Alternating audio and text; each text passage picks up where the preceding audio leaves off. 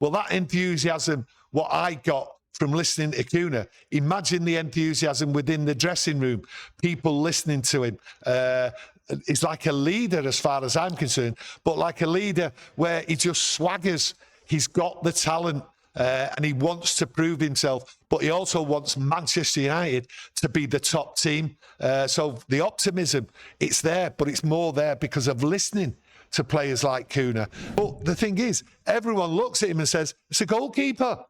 And everyone just seems to be saying, oh, well, that's it. Who's coming in Le Mans and who can actually look like he can do the basics in just catching a ball. And how many times did we see Andre Onana by Inde not being able to actually do that?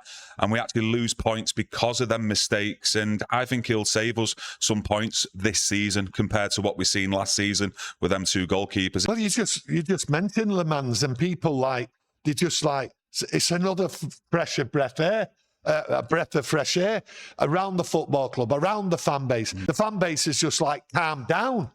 It's just calmed down on the goalkeeping situation. No one seems to be worried about this goalkeeper. But the thing is, everyone looks at him and says, it's a goalkeeper. And everyone just seems to be saying, oh, well, that's it. That's all we needed. The players in front of him have calmed down. Everything seems hunky-dory with the goalkeeper. It just shows you how the mood of the fan base, right, just by bringing in a goalkeeper, has changed. The optimism is right up there, as if to say, he won't let us down. Just by having a goalkeeper has lifted everyone. And people have been afraid to sort of lift the spirits, talk out loud on social media, in pubs, in circles and all that.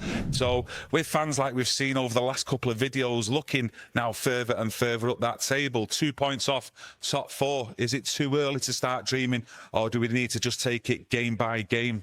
I think at the moment what you do is you look at the 3 games coming up. We've just had 2 nice wins, 2 excellent wins, to be honest. We've had a poor couple of away games at Brentford and City. The Liverpool game shown you. And I listened to CUNHA and I said to myself, players in that squad are looking at CUNHA and looking at him as a really good player, a character, someone they're going to look up to. I think he's an excellent player, and the performance he put in, the quality is better on the pitch. And I think that optimism with fans is saying, yeah, I can look at the next 3 games. We're not looking any further than the next 3 games. We've got an international break then. And that international break, we've got nothing to fear.